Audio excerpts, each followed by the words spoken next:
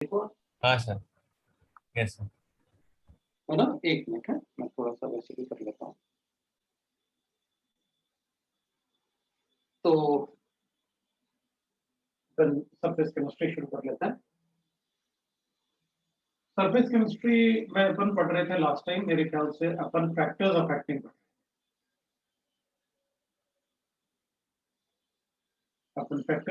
पढ़ रहे थे, फैक्टर्स अफेक्टिंग द, ठीक है, एड्सॉर्प्शन फिनोमेना। तो एक तो अपन ने पढ़ा था nature of substance, that is nature of adsorbent. और नेचर ऑफ एड्सॉर्बेंट में अपन ने लिखा था कि भाई that is adsorption will be directly proportional to ease of liquefaction. Ease of liquefaction, अब ईज ऑफ लिक्विफिकेशन को आप जिससे चाहो उससे कोरिलेट कर सकते हो। जो गैसेस इजीली लिक्विफाई होते हैं उनका एड्सॉर्प्शन भी ज्यादा होता है, ठीक है। दूसरा अपन लिख सकते हैं that is nature of adsorbent. Nature of adsorbent में अपन ने लिखा था that is adsorption will B, और उसमें सिंस काफी कम ही थे तो जैसे एल्यूमिना होता है Al2O3, SiO2 सिलिका होता है, चारकोल और क्ले होता है ना, चारकोल एंड क्ले। तो इस टाइप के अपन लिख सकते हैं, एक्सेट्रा कर सकते हैं अपन, क्योंकि सरफेस एरिया ज्यादा होता है तो एड्सॉर्प्शन ज्यादा ही होता है। कोई भी सॉलिड सरफेस होगा थोड़ा बहुत तो एड्सॉर्प्शन होता ही। जैसे रूफ पे भी डस्ट स्टिक होता है, तो कोई भी सॉलिड सरफेस हो थोड़ा बहुत तो होता ही है, और इनमें ज्यादा होता है बिकॉज दे आर पोरस और उनका सरफेस एरिया ज्यादा होता है। थर्ड अपन लिखने वाले थे द इफेक्ट ऑफ प्रेशर। ये अपन लास्ट टाइम यहां पर अपन ने रुक गए थे अपन, इफेक्ट ऑफ प्रेशर पे। तो अपन कहेंगे देखो भाई, वैसे तो अपन को पता है कि adsorption is directly proportional to pressure, is directly proportional to pressure. अगर प्रेशर ज्यादा है तो एड्सॉर्प्शन भी ज्यादा होगा। ऑब्वियसली बात है, कोई सरफेस रखा हुआ है, कोई सॉलिड सरफेस रखा हुआ है, तो अगर रूम में प्रेशर ज्यादा होगा तो उस पर पार्टिकल भी ज्यादा आके स्टिक करेगा।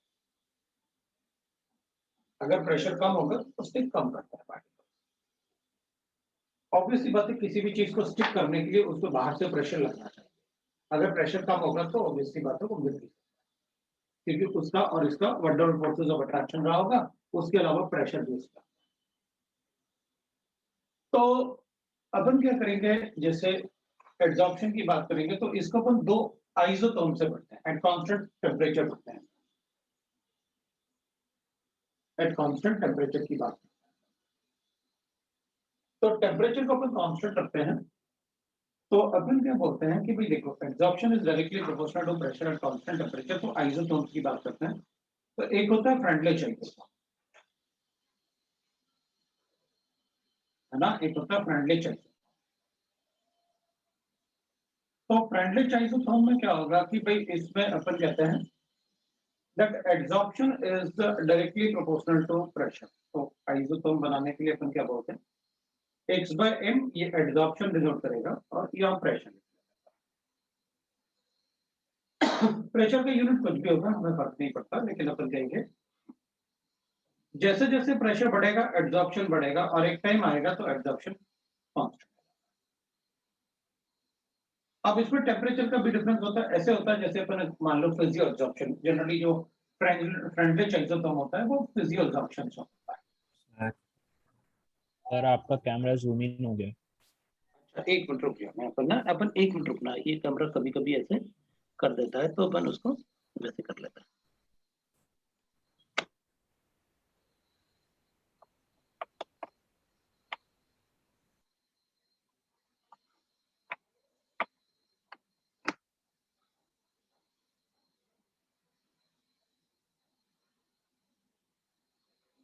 ठीक है, तो अपन क्या कहेंगे, फिजियो एड्सॉर्प्शन जो है, फ्रेंडलेस आइसोटोन जो होता है वो फिजियो एड्सॉर्प्शन से होता है। तो अपन क्या करते हैं, फिजियो एड्सॉर्प्शन मतलब अपन ने इसको तो ऐसे पढ़ा था फिजियो एड्सॉर्प्शन को कि वो डस्टिंग बाय द क्लोथ्स, ऐसे अपन ने पढ़ा था।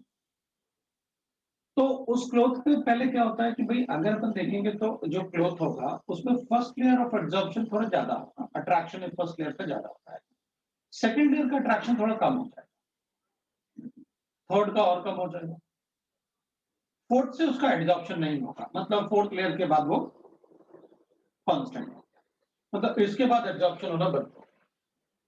तो शुरू में तो एब्जॉर्प्शन फास्ट होता है, बाद में वो एब्जॉर्प्शन क्या होता है, कांस्टेंट होता है। तो अपन कहते हैं कि अगर टेम्परेचर बढ़ाएं तो अपन कहेंगे भाई अगर टेम्परेचर बढ़ाओगे तो एब्जॉर्प्शन और कम हो जाएगा। मतलब अपन ऐसे करें कि भाई अगर एब्जॉर्प्शन बढ़ाना है तो अपन कहेंगे देख भाई T1 और T2 अगर टेम्परेचर, तो एब्जॉर्प्शन ज्यादा तब होता है जब टेम्परेचर कम हो।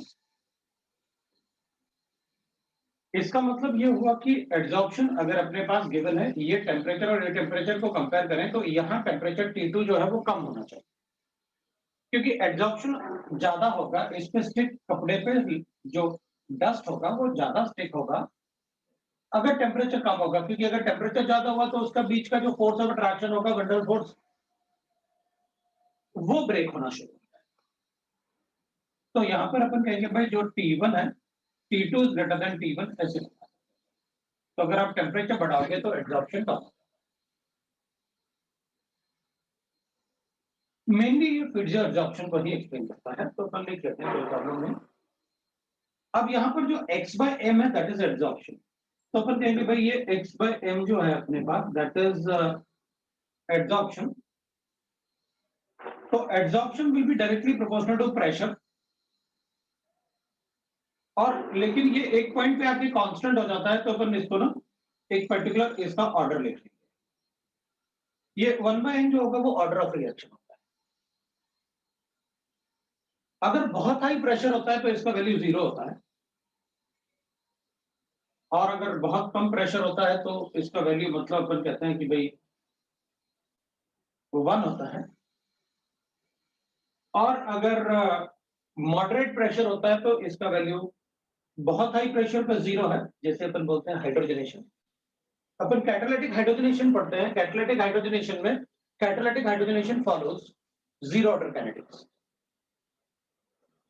वो भी अपन देख सकते हैं। और उसके बाद फिर अगर लो प्रेशर है तो फर्स्ट ऑर्डर है, इसका मतलब मॉडरेट प्रेशर पे, बहुत हाई प्रेशर पे 0, बहुत लो प्रेशर पे 1, तो ऑब्वियस सी बात है बाकी प्रेशर पे वो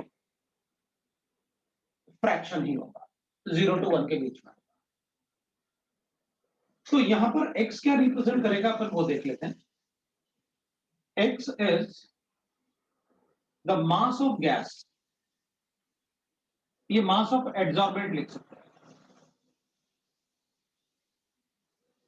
on so mass of adsorbent adsorb, upon gas भी लिख सकते हैं क्योंकि अपन फिजिकल एड्सॉर्प्शन बोल रहे थे, adsorb on the surface, on surface of adsorbent, वो x रिप्रेजेंट करता है। How many grams, mass in grams, तो अपन इसको ग्राम लिख सकते हैं, मैं यहां पर ग्राम लिख रहा हूं उसको कि वो अपन ने ग्राम में लिया हुआ है।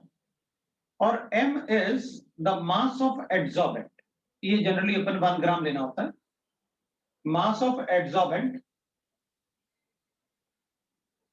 इन पाउडर्ड फॉर्म, मतलब अपन को तब लिखना है जब ये मैक्सिमम सरफेस एरिया इसका एक्सपोज्ड होगा, क्योंकि अपन कहेंगे अच्छा सॉलिड 1 ग्राम है, ऐसे एक पीस है 1 ग्राम का, तो अपन कहेंगे नहीं नहीं तब नहीं कैलकुलेट करना है, आप तो उसको कंप्लीटली पाउडर्ड फॉर्म में कन्वर्ट करना, ताकि मैक्सिमम सरफेस एरिया हो। तभी तो हम कंपेयर कर पाएंगे कि दो अलग अलग सॉलिड है, दोनों में से ज्यादा एब्जॉर्प्शन कम होगा। अगर एक चारकोल है दूसरा भी चारकोल है, तो जो पाउडर्ड फॉर्म में होगा उसमें एब्जॉर्प्शन ज्यादा। अगर एक चारकोल है दूसरा सपोज निकल मेटल है, तो अपन कहेंगे चारकोल में ज्यादा एब्जॉर्प्शन होता है, दोनों ही पाउडर्ड फॉर्म में है। तो फिर अपन ने जो लिखा हुआ है कि एब्जॉर्प्शन जिनमें ज्यादा होता है अपन उसको बताएं। अपन सबको पता है कि भाई चारकोल में एब्जॉर्प्शन थोड़ा ज्यादा होता है as compare to other metals, but सभी सॉलिड में थोड़ा बहुत तो एब्जॉर्प्शन होता ही होता है, ये अपन को अच्छे से पता है, क्योंकि कोई भी सरफेस हो एब्जॉर्प्शन थोड़ा तो होगा। तो x और m हो गया, p is the pressure, right ना, प्रेशर ऑफ द सिस्टम, वो अपन को पता है कि p क्या होगा यहाँ पर। अब n का वैल्यू जो होता है वो ग्रेटर देन 1 होगा, सो n is where 1/n is order of reaction. So order of reaction अपन कहेंगे adsorption हो जाएगा ये adsorption, ठीक है, n is order of adsorption और where n is greater than 1 हो जाएगा, ठीक है, n का वैल्यू greater than 1 होगा तो we know that अपन को यहाँ पर इसका वैल्यू जो होगा वो फ्रैक्शन में आएगा, तो हमको पता है what we have to do. अब अपन क्या कर सकते हैं इसमें, अपन कहेंगे देखो अपन ने लिखा x by m is equal to k into p to the power of 1 by. अगर आप मुझे एड्सॉर्प्शन और प्रेशर, जैसे जैसे प्रेशर बढ़ रहा है वैसे वैसे एड्सॉर्प्शन बढ़ रहा है, अगर आप इसका कुछ डाटा दे दो तो जैसे हम ऑर्डर ऑफ रिएक्शन कैलकुलेट करते हैं एक्सपेरिमेंट से, वैसे हम 2-3 इक्वेशन लेके इसका ऑर्डर कैलकुलेट कर सकते हैं। या हम क्या करेंगे, आप कुछ डाटा दे दो तो मैं इससे भी कैलकुलेट कर सकता हूं, x by m log of x by m is equal to 1 by n into log of p plus log of k हो जाएगा अपने पास। तो भी अपन y equal to mx plus c लिख के ये बता सकते हैं कि स्लोप क्या होगा 1 by n, और अगर हम किसी भी फॉर्म में स्लोप को कैलकुलेट कर पाए तो हमारे पास 1 by n होगा, हम n का वैल्यू कैलकुलेट करके बता सकते हैं। बाकी इसके ग्राफ वगैरह मुझे बताने की जरूरत नहीं, लॉग बेस ई है या लॉग बेस 10 है वो सारा पार्ट आपको पता है, मुझे उसमें आपसे कुछ भी बोलने की जरूरत नहीं है, किसी भी तरीके से ग्राफ लिखेंगे we are able to write. हाँ, केमिकल रिएक्शन के अगर ग्राफ होंगे केमी एब्जॉर्प्शन, बिकॉज एब्जॉर्प्शन तो एब्जॉर्प्शन है, चाहे वो केमी एब्जॉर्प्शन हो या फिजियो एब्जॉर्प्शन हो। अपने पास एब्जॉर्प्शन तो अपन को एब्जॉर्प्शन ही रहेगा, ऑब्वियस सी बात है, पर एक बार कंपैरिजन भी कर लेते हैं केमी एब्जॉर्प्शन और फिजियो एब्जॉर्प्शन। तो अगर अपने पास सपोज करते हैं अपन को गिवन है, एक होता है लैंगम्यूर आइसोटोप, तो लैंगम्यूर आइसोटोप जो होता है, ठीक है ना, आइसोटोप ये जनरली वैसे तो फिजिकल भी होता है और केमिकल भी होता है, दोनों को डिनोट कर सकते हैं। इसने थोड़ा और ज्यादा अच्छा एक्सप्लेनेशन दिया, तो इसको अपन केमी एब्जॉर्प्शन जनरली बोल देते हैं, लेकिन अपन फिजियो भी बोल सकते हैं एब्जॉर्प्शन, तो अपन दोनों को ही इससे रिप्रेजेंट कर सकते हैं, physio as well as chemi absorption. अपन क्या करेंगे लैंगम्यूर आइसोटोप में, इसमें भी अगर अपन देखेंगे तो ग्राफ तो वैसे ही ड्रॉ करेंगे भाई, एड्सॉर्प्शन और प्रेशर का अगर ग्राफ ड्रॉ करना है तो उसमें कोई चेंज नहीं आने वाला x by m, तो फिर अपन कहेंगे अगर कोई भी चेंज नहीं आने वाला तो ये ग्राफ मुझे पहले से पता है, सारा एक्सप्लेनेशन भी पता है, कुछ नया है तो बताओ, नहीं तो मुझे कोई फर्क नहीं पड़ता। अपन देखो एक बात अपन को पता है, अगर मेरे पास चारकोल गिवन है, एक एग्जांपल ले रहा हूं कि भाई ठीक है, पहले वैसे मैंने बताया होगा, अगर अपने पास चारकोल गिवन है तो अपन को पता है ये सॉलिड है, and charcoal we know that what it is, sugarcane charcoal को अपन सबसे अच्छा चारकोल मानते हैं। अगर अपने पास चारकोल गिवन है और इस पे एड्सॉर्प्शन करेंगे अपन H2 का, सपोज करते हैं, और एनी गैस लिख लेते हैं, H2 क्यों, एनी गैस, तो अपन इसको कहते हैं this is physio adsorption, right ना। लेकिन वहीं अगर कोई मेटल होता अपने पास और इस मेटल पे कोई भी गैस को एड्सॉर्ब करते हैं अपन, एनी गैस, इसको भी एनी गैस ले लेते हैं, मेनली अपन हाइड्रोजन लेते हैं तो निकल प्लैटिनम और प्लैटिनम लेते हैं, वरना कोई भी मेटल हो सकता है किसी भी गैस के लिए, तो इसको अपन कहते हैं केमी एब्जॉर्प्शन, है ना, इसको अपन कहते हैं केमी एब्जॉर्प्शन, क्योंकि जो गैस होता है वो मेटल के एम्प्टी डी ऑर्बिटल में इलेक्ट्रॉन डोनेट करके बॉन्ड बनाता है, इसलिए अपन उसे केमी एब्जॉर्प्शन, तो जरूरत पड़ेगा तो अपन एक्सप्लेन भी करेंगे। Now what I mean this कि भाई आप केमी एब्जॉर्प्शन की बात करोगे तो कुछ बॉन्ड फॉर्मेशन की बात, the adsorption of gases on a metal surface, वो इसको ये उसको एक्सप्लेन करता है बड़े अच्छे से। तो लेकिन इसमें एक लिमिटेशन होगा, the pressure of gas should not be too high, of gas must not be too high, मतलब बहुत ज्यादा हाई नहीं होना चाहिए वरना वो कांस्टेंट रहेगा, फिर तो हमें पता नहीं चलेगा। दूसरा ये कहता है कि भाई देखो one molecule will occupy one side, अब भाई ऐसे एक लेयर होगा दूसरा लेयर होगा, तो ये मोनो लेयर की बात कर रहा है, one molecule will occupy one side, इसलिए अपन ने इसको कैमी एब्जॉर्प्शन जैसे किया आपको पाए 1 साइड। तो वो कह रहा है कि देखो भाई आप एक ही लेयर फॉर्मेशन की बात करना, बस वो उसने नहीं। फिर ये कह रहा है कि भाई absorption of any molecule will be independent by nearby molecules, क्योंकि आजू बाजू वाले मॉलिक्यूल भी तो उसे वाटर फोर्स से अट्रैक्ट करेंगे। So absorption of any molecule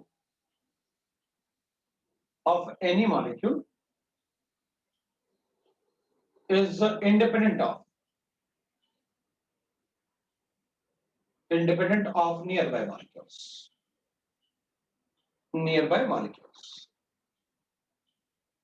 ठीक है, इसने आइसोटोप तो लिया कि भाई कांस्टेंट टेम्परेचर है, कोई प्रॉब्लम नहीं, अपन को पता है टेम्परेचर से कैसे वेरिएशन होगा, इसमें भी होगा। आइसोटोप इसमें भी लिखा, आइसोटोप उसने भी लिखा, भाई कांस्टेंट टेम्परेचर पे लेना है, फिर को जो भी कैलकुलेशन करना है वो कांस्टेंट टेम्परेचर पे अज्यूम करके करेंगे।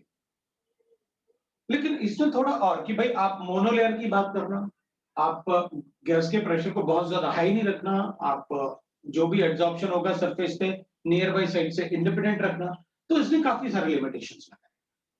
फिर इसने कहा कि जो एब्जॉर्प्शन होगा x by m that will be proportional to, इसने कुछ कांस्टेंट ले लिए, that is absorption constant bp divided by pb लिख लो आप क्योंकि प्रेशर हो गया, b is a constant, plus 1।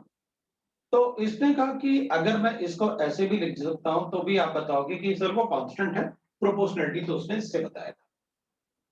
तो यहां पर उसने अपन को इक्वेशन थोड़ा डिफरेंट दिया कि भाई this will be the equation, थोड़ा सा अगर आप वेरिएशन करोगे प्रेशर में तो भी आपको कैमी एब्जॉर्प्शन जैसे अपन को मिल जाएगा। तो उसने अपन को ये इक्वेशन दिया where b is not a wonderful constant है, वेयर b इज, कभी कभी अपन बुक्स में इसको a भी लिख देता है, ऐसे b की जगह इधर a इधर b लिख लिया, इधर ऐसे, वो भी कर सकते हैं, कोई प्रॉब्लम नहीं है, वो कांस्टेंट ही होंगे दो।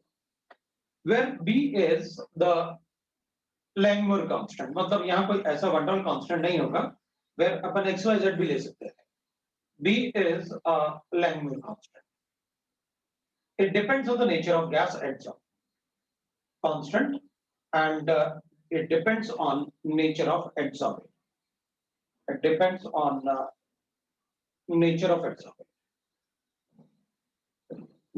adsorbate।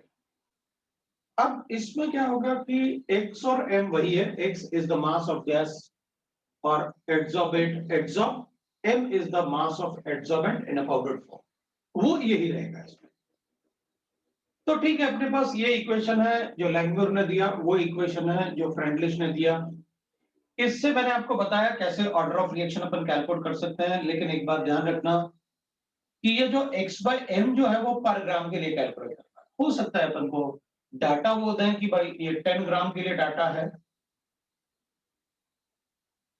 तो बताओ मतलब एब्जॉर्प्शन क्या होगा, तो प्रेशर के साथ तो अपन कहेंगे देखो भाई पहले ऑर्डर कैलकुलेट करके अपन 5 ग्राम पे कितना एब्जॉर्प्शन हो रहा है एक पर्टिकुलर प्रेशर पे अपन बता सकते हैं। लेकिन जब भी हमें एब्जॉर्प्शन प्रेडिक्ट करना होता है आंसर में, तो हमेशा वो 1 ग्राम पे कितना एब्जॉर्ब होगा वो प्रेडिक्ट करना होता है। तो अगर आपको उस टाइप का क्वेश्चन मिले तो आप ध्यान रखना। अब अपन की बात, हाँ बोलो सर। जो मतलब ऑर्डर ऑफ एब्जॉर्प्शन है सर, वो मतलब किस पे डिपेंड करता है, उसके बारे में कुछ नहीं पता। जो ऑर्डर जो है वो प्रेशर पे डिपेंड करेगा, वो बता रहा हूँ, मैं बता रहा हूँ, अभी खत्म नहीं हुआ, अभी काफी चीजें हैं, मैं वही बता रहा हूँ। मुझे वहां पर स्पेस नहीं है कि जितना मैं एग्जांपल लिखना चाहूँ उतना मुझे मिल जाए, तो मैं वही वेट कर रहा था कि मुझे क्या क्या देख लेना चाहिए इसमें। अब दूसरी बात ये है कि अगर अपन ऐसे एक नोट करके लिख लेते हैं, that is absorption in concentration in solution. तो अगर मुझे सॉल्यूशन में एब्जॉर्प्शन बताना है तो अपन ऐसे कर लेंगे। तो absorption in solutions I can write like this, that is we can say that कि भाई अगर एब्जॉर्प्शन बताना है तो मैं x by m is equal to k into, अब मैं प्रेशर की जगह क्या लिख लूंगा, c लिख लूंगा कॉन्सेंट्रेशन, और इसको 1 by n कर लूंगा एब्जॉर्प्शन इन सॉल्यूशन। जैसे आपने देखा होगा ना पॉन्ड्स का जो ऐड आता है टीवी पे, एक ऐड आता है ना पॉन्ड्स का, वो ब्लैक टाइप का चारकोल का बॉल डालते हैं, पानी एकदम ट्रांसपेरेंट, फिर कहते हैं कि पॉन्ड्स में चारकोल प्रेजेंट है, हम फेस पे लगाएंगे तो फेस बिल्कुल चमक जाएगा। तो वो कॉन्सेंट्रेशन वाला एब्जॉर्प्शन है। आपने देखा होगा वो ग्लास में पानी जैसे रखते हैं, थोड़ा गंदा होता है, उसमें चारकोल बॉल डालते हैं ब्लैक वाला, तो वो सारा का सारा ट्रांसपेरेंट हो गया। तो वो एक तरीके से चारकोल का एब्जॉर्प्शन ही तो बता रहे हो। आप घर में किसी भी पानी में डाल दो, थोड़ा गंदा पानी है उसमें चारकोल डाल दो, क्लियर हो जाएगा। ठीक है ना? तो वो कॉन्सेंट्रेशन से अपन बता सकते हैं, लेकिन अपन को इसमें ज्यादा डिस्कस नहीं करना। अगर अपन को प्रेशर की जगह कॉन्सेंट्रेशन दिया तो अपन वो भी कैलकुलेट करते हैं, जैसे order of reaction upon calculate करते हैं। बाकी केमिकल बॉन्ड फॉर्मेशन के मुझे ग्राफ वगैरह नहीं बताने हैं, मैंने आपको ऑलरेडी बता रखे हैं कि पोटेंशियल एनर्जी ग्राफ, और अगर अपन डिस्टेंस का रेडियस का ग्राफ बनाए, तो जब मैंने आपको केमिकल बॉन्डिंग पढ़ाया था तभी मैंने आपको पोटेंशियल एनर्जी के ग्राफ भी बताए थे इस टाइप से, कि जब बॉन्ड फॉर्मेशन होता है दो एटम में तो ग्राफ इज लाइक दिस, ऐसे ग्राफ होते हैं। तो यहाँ पर जो होता है वो closest distance between the two atoms होता है, वो बॉन्ड लेंथ जो अपन कैलकुलेट करते हैं। तो दोनों अगर फ्री एटम्स हैं तो अपन को पता है इनमें कोई इंटरेक्शन नहीं है, एनर्जी विल बी जीरो। इनमें अगर अट्रैक्शन होगा तो एनर्जी डिक्रीज होगी, और ये वो पॉइंट है जहां पर मिनिमम पोटेंशियल एनर्जी होगी और इनका क्लोजेस्ट डिस्टेंस आएगा आपस में, तो उसको कहते हैं अपन क्या, बॉन्ड। तो इस टाइप के ग्राफ किसी और चैप्टर से निकाल के केमिकल बॉन्डिंग के ग्राफ अगर डाल देते हैं बॉन्ड फॉर्मेशन के लिए, तो अपन को कोई फर्क नहीं पड़ता, अपन उनसे कैलकुलेट कर लेंगे। अब मैं इस पार्ट को हटाता हूं, क्योंकि इस पार्ट में अपने पास जो था वो उसमें मैंने आपको बता दिया कैसे कैसे क्वेश्चन पूछ सकते हैं अपन से। अब अगर अपन एक बार चेक करें, जैसे थोड़ा सा पार्ट अगर अपन चेक करें, और उससे अपन को काफी आइडिया भी मिल जाएगा कि अपन को क्या करना है। मान लेते हैं अपन अपने पास गिवन है, अपन बात कर रहे हैं हाइड्रोजनेशन ऑफ एल्कीन की, तो अपन एक एग्जांपल ले लेते हैं, हाइड्रोजनेशन ऑफ एल्कीन। तो hydrogenation of alkenes upon of alkene लिख लेते हैं, एल्काइन भी लिख सकते हैं, कोई प्रॉब्लम नहीं।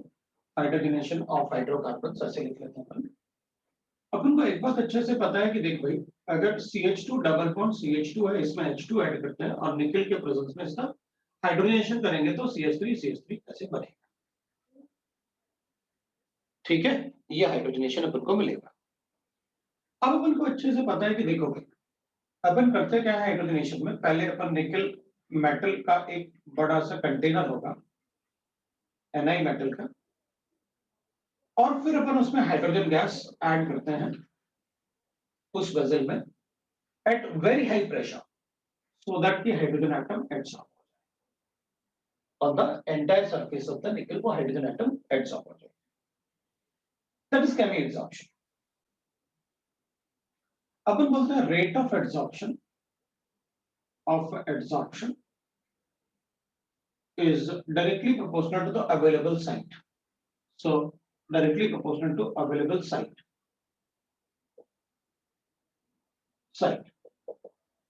तो अपन कहेंगे अवेलेबल साइट होगा तो हाइड्रोजन एडसॉर्ब होगा, तभी तो होगा। तो अपन कहेंगे भाई, इसको अपन कहेंगे, तो अवेलेबल साइट को अपन क्या बोल सकते हैं, क्योंकि हमारे पास मान लो 100 साइट है, लेकिन हाइड्रोजन 50 साइट में ही एडसॉर्ब हुआ, तो हाइड्रोजनेशन तो सिर्फ 50 साइट ही बोल सकते हैं। तो अपन क्या कहेंगे, इसको लिख देते हैं fraction of site occupied by the hydrogen atom. So fraction of site occupied by gas. अब हाइड्रोजन के अलावा अपन अब इसको बाय H2 लिख लेते हैं अपन, तो अपन को क्योंकि हाइड्रोजनेशन पढ़ रहे हैं तो अपन ऐसे लिख सकते हैं।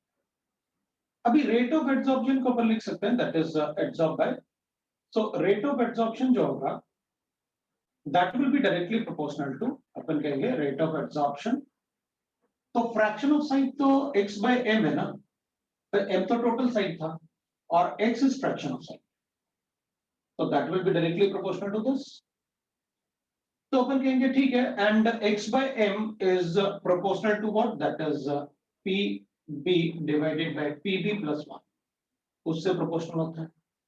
तो we can write that rate will be equal to, that is k into pb upon pb plus 1, ऐसे लिख सकते हैं। आप इसको ऐसे लिख सकते हो, since x by m is equal to k dash into, अपन लिख लेते हैं, that is pb upon pb plus 1। मैंने k dash इसलिए ले लिया ताकि इसका प्रोपोर्शनलिटी कांस्टेंट, इसका अपना एक प्रोपोर्शनलिटी कांस्टेंट है और इसका भी होगा, तो उसको अपन ने k ऐसे कर लिया। अब अपने पास ये रेट ऑफ रिएक्शन ये आ गया। अब अपन इस रेट ऑफ रिएक्शन को क्या लिखेंगे, तो अपन को पता है, आप ऐसे लिखने वाले हो कि भाई इसमें जो एब्जॉर्प्शन होगा वो होगा आपका that is dp upon dt, और जैसे जैसे एब्जॉर्प्शन होगा वो प्रेशर कंटेनर वेसल का, जैसे जैसे एब्जॉर्प्शन होगा प्रेशर वेसल का डिक्रीज होता जाएगा। ठीक है भाई। अब अपन क्या करेंगे, इसमें अपन चेक करेंगे that is rate of absorption में अपन लेंगे, अगर अपन चेक करें तो डीपी बाई dt, तो अपन अब एक केस में कंडीशन बना लेते हैं, एक ले लेते हैं अपन केस 1।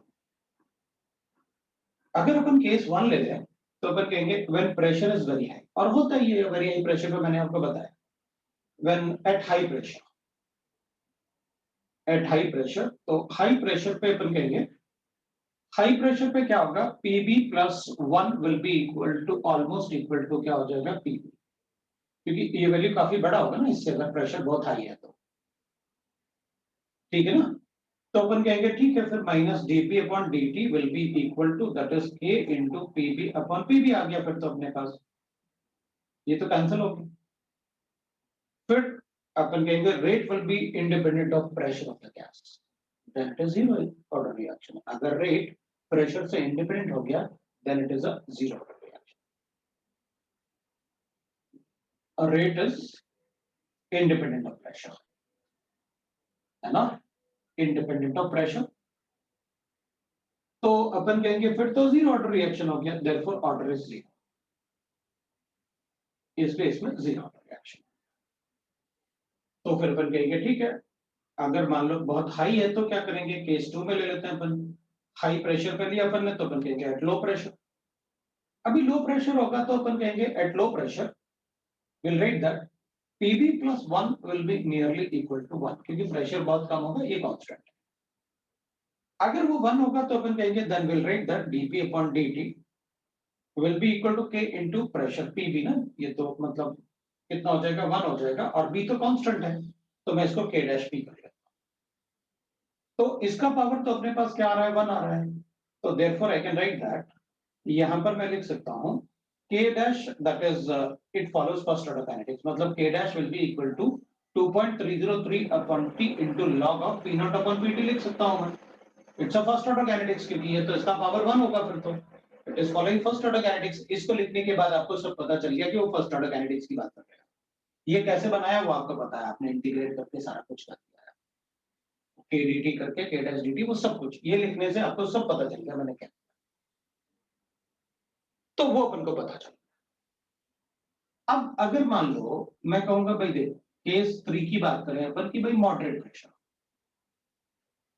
अब मैंने कहा कि भाई देख मॉडरेट प्रेशर की बात करूंगा तो मॉडरेट प्रेशर पे क्या होगा, मैं बस इतना, अपन मॉडरेट प्रेशर पे क्या करेंगे, अपन कहेंगे देखो at very high pressure zero order, moderate इसमें लो प्रेशर फर्स्ट ऑर्डर, तो हाई और लो के बीच में ही तो अपन मॉडरेट कहेंगे, या कोई भी कंडीशन जिसमें हाई और लो के बीच में हो, तो फिर हाई पे जीरो और लो पे 1, तो बाकी सब प्रेशर पे तो 0 और 1 के बीच में ही होगा order. That's why we write that x by m is directly proportional to p to the power of 1 by m.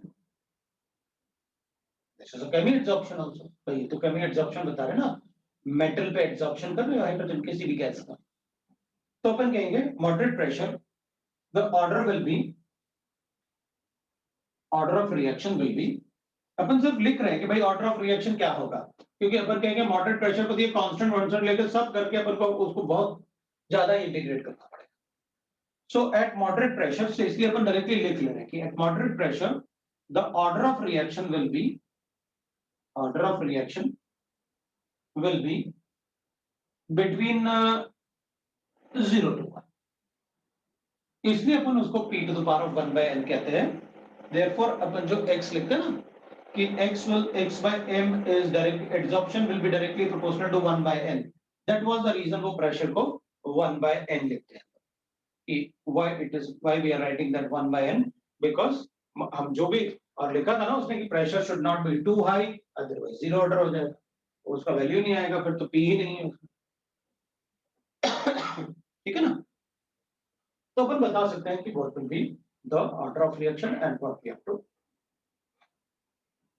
मेरे ख्याल से अपन को समझ में आ गया कि हमें कैमी एब्जॉर्प्शन और डायरेक्टली क्वेश्चन आता है, मतलब आपको ग्राफ से रिलेटेड कुछ डायरेक्टली क्वेश्चन आ जाएगा, आपको इससे रिलेटेड अगर आएगा कुछ एडवांस में ही आएगा, क्योंकि ऑर्डर वगैरह मतलब ये सारा पार्ट अपने सिलेबस में तो है। काइनेटिक्स को पूछ लेंगे, उससे क्या है, ऑर्डर ऑफ रिएक्शन कैलकुलेट करने के लिए इसका पूछ लेंगे काइनेटिक्स की वजह। तो अपने पास तो दोनों ही चीजें अपन को आनी चाहिए और वो अपन कैलकुलेट कर सकते हैं। So this is about that the adsorption part. Sir हाँ बोलो। तो आपने बोला शुरू में rate of absorption directly proportional to fraction of site occupied by H2, उसमें आपने बोला था कि 100 की जगह 50 ही होंगे, उसको क्या मतलब था, वो समझा नहीं, 100 क्यों नहीं होंगे? वो फ्रैक्शन था ना, 100 की जगह 50 ही होंगे, मतलब आपने बोला सारे फ्रैक्शन अगर सारे ही साइट ऑक्यूपाइड हो गए 100% हो गया ना, तो फिर ऑर्डर तो अपन कहेंगे 100% हो गया, तो फिर यही प्रेशर हो गया फिर तो। भाई आप एक बार देखो कि मान लेते हैं अपन कि हमारे पास यहाँ पर निकल मेटल जो है वो 100 है, तो जरूरी थोड़ी है कि सारा हाइड्रोजन 100 के 100 पे एब्जॉर्ब हो जाएगा। हो सकता है वो 99 ही साइट ऑक्यूपाइड हो, एक रह गया, इसलिए अपन ने फ्रैक्शन की बात की। भाई क्या x और m इक्वल हो सकते हैं कभी? तो अपन कहेंगे भाई ये तो कैलकुलेट करके ही बताया जा सकता है कि x और m कभी इक्वल हो सकते हैं क्या, मतलब जितना सरफेस है उतना ऑक्यूपाइड है, ये तो बोलना बड़ा मुश्किल है, क्योंकि इवन इन पाउडर्ड फॉर्म अगर अपन पूरा का पूरा पाउडर्ड फॉर्म भी ले लें, कुछ तो आइटम ऐसे रह जाएंगे ना जिन पे एब्जॉर्प्शन नहीं। भाई आपने तो पूरा बॉक्स लिया होगा ना 10 ग्राम का, मान लेते हैं 10 ग्राम, तो जो हाइड्रोजन से एक्सपोज होगा पूरा 10 ग्राम थोड़ी होगा, कुछ तो बाहर की तरफ होगा ना, आउटर पार्ट भी तो होगा अगर उसका इनर पार्ट है तो। समझा। हाँ समझ गए ना, तो फिर मुझे नहीं लगता मुझे और कुछ बोलना और- चाहिए। और जो भी हमने ये सब डिराइव किया, सब केमिस ऑप्शन के लिए किया है ना सर? बिल्कुल, तभी तो अपन ने हाइड्रोजनेशन का एग्जाम्पल किया। हाँ सर बोलो प्रथमेश, कुछ बोल रहे थे बेटा। हाँ सर, वो मतलब आपने लिखा है ना कि रेट इज इक्वल टू मतलब माइनस dp/dt, वो वाला पार्ट मेरे को समझा नहीं, मतलब कि क्योंकि प्रेशर बेटा देखना, डिक्रीज। एक मिनट तक रुक जा देखो, अपन रेट की बात करेंगे तो जब एक बार आपने हाइड्रोजन, क्योंकि मुझे लगा कि अपन ने हाइड्रोजनेशन काफी पढ़ा हुआ है और तो बताने की जरूरत नहीं। अपन क्या करेंगे, एक बार अपन ने इसमें हाइड्रोजन ऐड कर दिया, हाइड्रोजन एटम एब्सॉर्ब हो गया। अब जैसे ही आप एल्कीन को ऐड करोगे तो ये हाइड्रोजन तो इसमें ऐड होने वाले हैं, मतलब जैसे जैसे रिएक्शन होगा इस वेसल के अंदर हाइड्रोजन कम होने वाले हैं। अगर इस वेसल के अंदर हाइड्रोजन कम होने वाले हैं तो प्रेशर क्या होगा, कम डिक्रीज होगा होगा, या बढ़ेगा? कम होगा। तो माइनस लिख दिया। अच्छा, अपन जब केमिकल काइनेटिक्स में रेट लॉ लिखते थे तो वहां पर अपन माइनस साइन लगाते थे ना, कि हाँ माइनस सर। साइन और प्लस साइन, कि जो कम होगा उसका माइनस साइन होता है, जो ज्यादा होगा उसका प्लस साइन होता है, बढ़ेगा उसका प्लस साइन होता तो ये प्रेशर मतलब तभी है जब मतलब वो स्टिक होने वाला है ना, मतलब है। हाँ मतलब अपन को ये बता रहा है ये कि जैसे जैसे रेट ऑफ रिएक्शन आपका होगा वैसे वैसे प्रेशर जो है कम होगा टाइम के साथ। क्योंकि सर उसमें कंफ्यूजन हो रहा था, क्योंकि प्रेशर बढ़ाने से तो एब्जॉर्प्शन बढ़ता है ना रेट, तो हाँ, इसलिए कंफ्यूजन। लेकिन आप ऐसे थोड़ी करोगे कि प्रेशर बढ़ाते ही रहोगे। अपन ये कहेंगे कि बहुत हाई प्रेशर है, इसका मतलब आपने बहुत सारा गैस डाल दिया, तो ये हाइड्रोजन इधर गया ना, इसमें ऐड हुआ, तो सिंस वेसल के अंदर बहुत ज्यादा प्रेशर है तो दूसरा मॉलिक्यूल टूट के एब्जॉर्ब हो जाएगा, तो सरफेस पे तो प्रेशर कांस्टेंट ही रहा ना, हाइड्रोजन एटम का कंसंट्रेशन सरफेस पे तो कांस्टेंट रहा ना, हाँ क्योंकि सर। जो हाइड्रोजन निकल गया उसकी जगह दूसरा आ गया, क्योंकि प्रेशर बहुत हाई है। हाँ सर, हाँ समझो।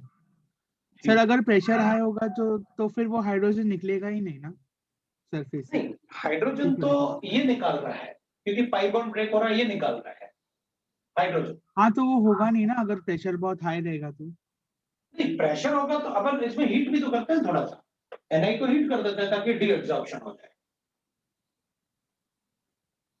अच्छा, हाँ ठीक है सर। डी एब्जॉर्प्शन भी है, फिर हाइड्रोजन मॉलिक्यूल आके इधर ट्रांजिशन बना के उसमें ऐड हो जाएगा तो रेडिकल में कन्वर्ट हो जाएगा उस टाइप से। मेरे ख्याल से हाइड्रोजनेशन का जो अपन ने वो पढ़ा था ना मैकेनिज्म हाइड्रोजनेशन का, एक बार उसको भी देखना।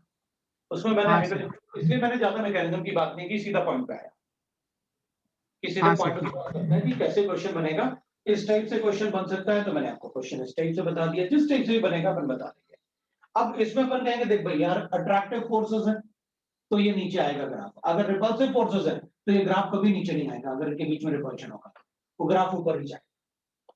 अपन ने उस ग्राफ को 2-3 बार पढ़ा हुआ है, bonding, molecular orbital, anti bonding में भी बताया मैंने। और अपन ने जब केमिकल बॉन्ड शुरू किया होगा तो केमिकल बॉन्ड के शुरुआत में पहले तो अपन यही लिखते हैं कि भाई बॉन्ड बने क्यों, हम क्यों पढ़े कि बॉन्ड बनते हैं, तो वो पार्ट है। This is about your absorption part. Sir जो भी हम ऑर्डर करते हैं वो केमिस ऑप्शन के लिए करते हैं ना? हाँ, अपन ऑर्डर जो भी डिफाइन करेंगे वो केमी एब्जॉर्प्शन के लिए करेंगे, लेकिन अपन फिजियो एब्जॉर्प्शन में भी ऑर्डर डिफाइन कर सकते हैं। लेकिन फिजियो एब्जॉर्प्शन में अपन को डायरेक्टली क्या करना पड़ेगा, x/m इससे कैलकुलेट करने पड़ेंगे सारे। क्योंकि फिजियो एब्जॉर्प्शन में तो अपन क्या कर रहे थे ना कि एक से ज्यादा लेयर भी ले रहे थे इन द फ्रेंडली चेज। उसमें तो बस ये होता है ना वैन डेर वाल अट्रैक्शन, कोई केमिकल रिएक्शन नहीं होता। हाँ, इसलिए तो लैंगमुर ने बताया था कि उसमें वंडरल अट्रैक्शन होगा, तो मैंने भी लेयर की बात की, first layer, second layer, third layer, attraction first layer का ज्यादा, सेकंड का कम, थर्ड का कम, लाइक दैट अपन ने पढ़ा ना। मतलब उसके लिए भी हम ऑर्डर डिफाइन कर सकते हैं? हाँ, क्यों नहीं करेंगे, x/n तो उसमें भी बताया मैंने, वही तो बताया था। हाँ वही पूछ रहा था। बिल्कुल करेंगे, इसमें कोई प्रॉब्लम नहीं। ठीक है। लेकिन उसमें क्या ना, वेरी हाई प्रेशर होगा तो वो कांस्टेंट हो जाएगा, और ऐसे हाँ ग्राफ कांस्टेंट हो गया था ना, इसलिए तो उधर भी उसने कहा कि भाई प्रेशर आपने शुरू से इंक्रीज करना शुरू करना, और उसमें ऑर्डर इसलिए मैंने लॉग लॉग लेके कर दिया फटाफट। चलेगा, हटा दूं मैं इसको? हाँ ठीक है।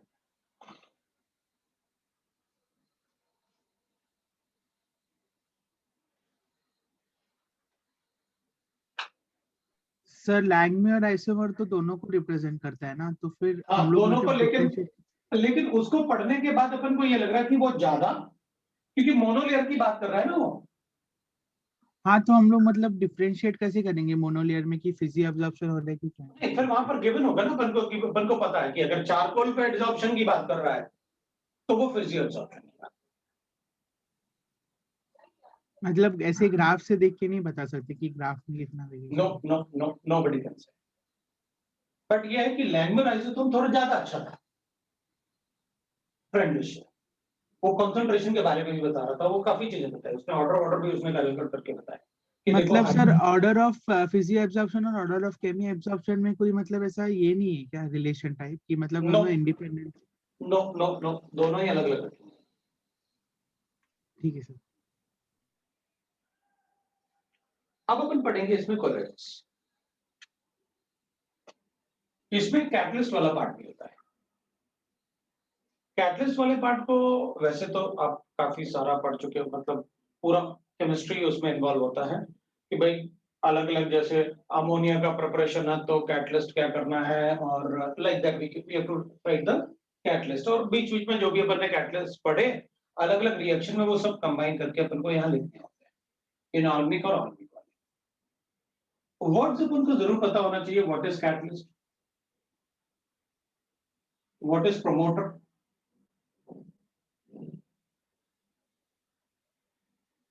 ये पॉजिटिव कैटलिस्ट और नेगेटिव कैटलिस्ट, और एक अपन लिखते हैं दैट इज ऑटो कैटलिस्ट, है ना, और एक होता है प्रमोटर। तो पॉजिटिव कैटलिस्ट का मतलब है, जनरली तो अपन यही अज्यूम करते हैं कि अगर किसी रिएक्शन में कैटलिस्ट यूज कर रहे हो तो उसका रेट बढ़ेगा। कैटलिस्ट वो रेडिकल होता है, वो कंपाउंड होता है जो रिएक्शन में कंज्यूम तो नहीं होगा लेकिन रेट ऑफ रिएक्शन को बढ़ाएगा।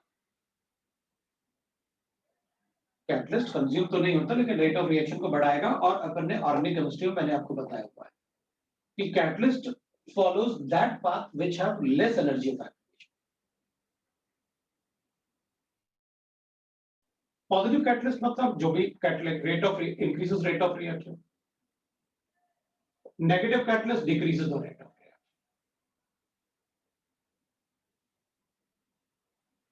तो नेगेटिव कैटलिस्ट में आपके पास काफी सारे एग्जांपल भी थे।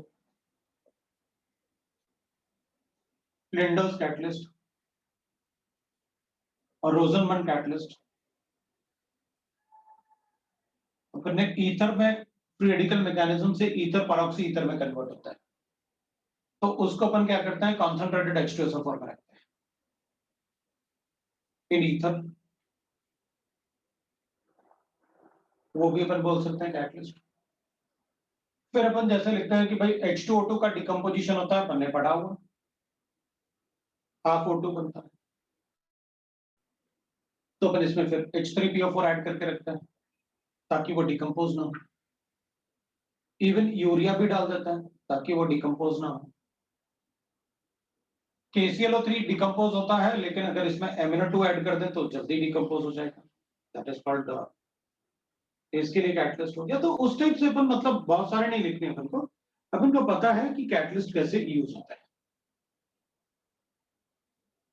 और ऑर्गेनिक केमिस्ट्री में तो विदाउट कैटलिस्ट अपन ने कोई रिएक्शन नहीं पढ़ा, हाइड्रोजनेशन वगैरह ऐसे, इसलिए कैटलिस्ट में क्या है। तो कैटलिस्ट में तो अपन से यही पूछेंगे किसी भी रिएक्शन में क्या कैटलिस्ट यूज होगा, या what is positive catalyst, negative catalyst, like that अपन ने लिखा हुआ है। ये MnO2 तो रेट बढ़ाएगा, सॉरी है, अपन ने ये पॉजिटिव कैटलिस्ट लिख लिया। अपन को चाहिए था जो रेट कम करे, जो रेट ऑफ रिएक्शन को स्लो कर दे, that will be the negative catalyst. तो अपन ने कुछ कुछ रिएक्शन में अपन ने कहा कि भाई अगर किसी चीज को डाल दो तो वो रेट ऑफ रिएक्शन को गवर्न कर लेगा ऐसे।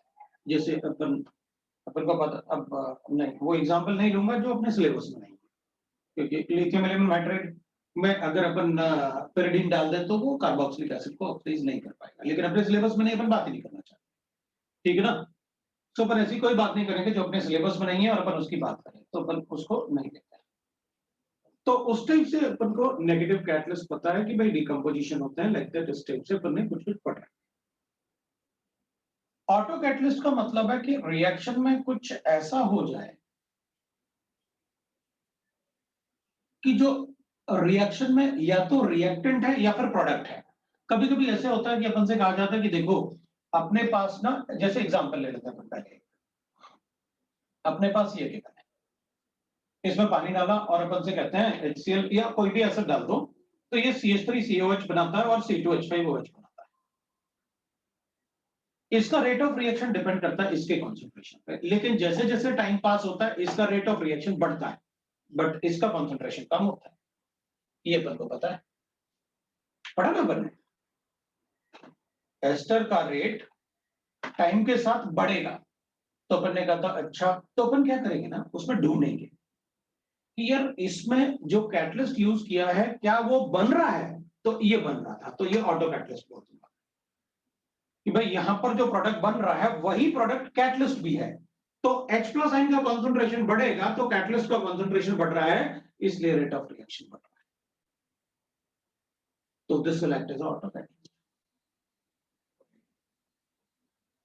तो इस टाइप के जो रिएक्शन होंगे ना वो ऑटो कैटलिस्ट में आते हैं। तो अपन क्या करेंगे, ये थोड़ा सा अपन को चेक करना पड़ेगा खुद ही कि भाई मतलब कौन सा रिएक्शन ऐसा है जिसमें अपन कहते हैं कि भाई जिसमें ऑटो कैटलिस्ट जैसे यूज होगा। जैसे KMnO4 को अपन MnO2 में रिएक्ट करवाते हैं इन प्रेजेंस ऑफ, मतलब विल से दैट इन दोनों को रिएक्ट करेंगे तो अपन यहाँ पर वाटर यूज करेंगे, नो डाउट। इन दोनों को रिएक्ट करेंगे तो विल गेट दैट, ये बनाते हैं KMnO4, K2MnO।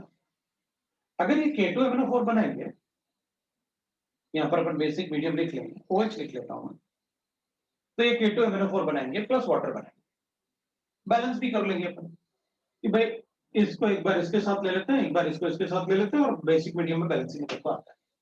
एन फैक्टर वैसे दिख ही रहा है, अपन बैलेंस कर लेंगे। इसका एन फैक्टर 1 है, इसका एन फैक्टर 3, ये 6 है और ये 4 है, पर 2 है, वो 2 को मल्टीप्लाई करो, अपन कैलकुलेट कर लें। तो अपन क्या बोलते हैं इसमें कि भाई rate of reaction increases because इसमें ये ऑटो कैटलिस्ट जैसे ही होता है।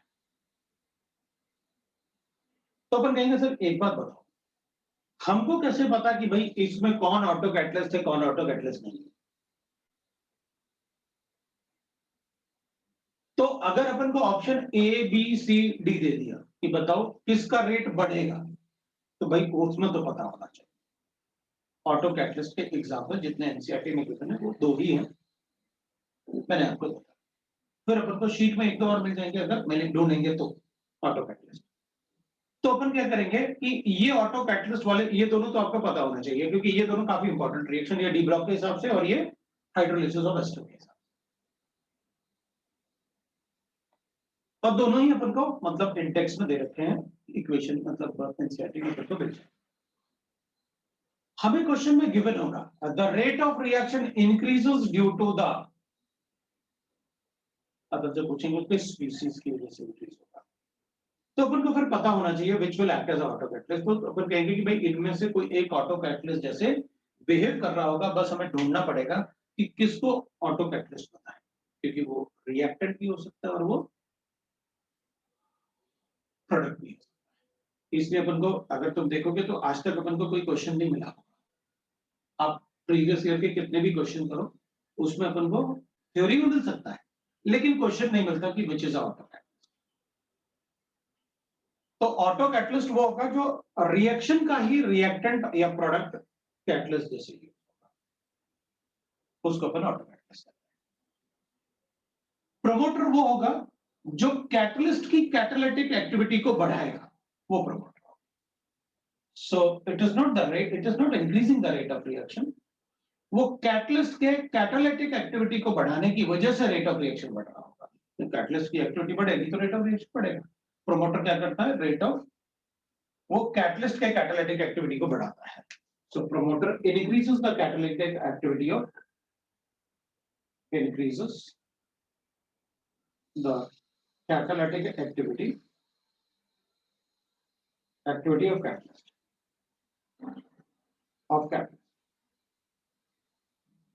उसको अपन कहते हैं।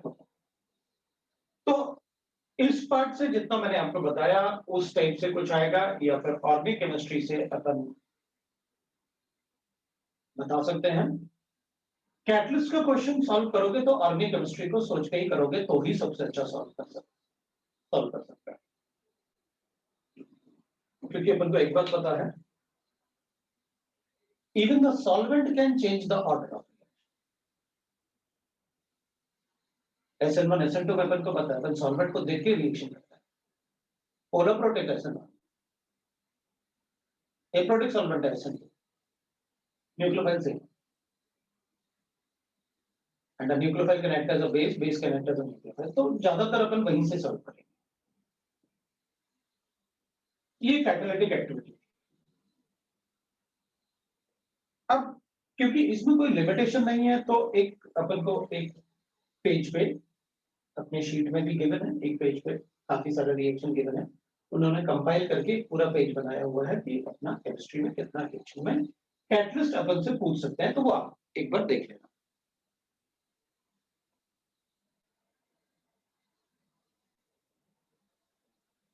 ठीक है, वो आप एक बार देख लेना। अब कैटलिस्ट में क्या होता है कि जैसे जियोलाइट को भी अपन कैटलिस्ट बोलते हैं।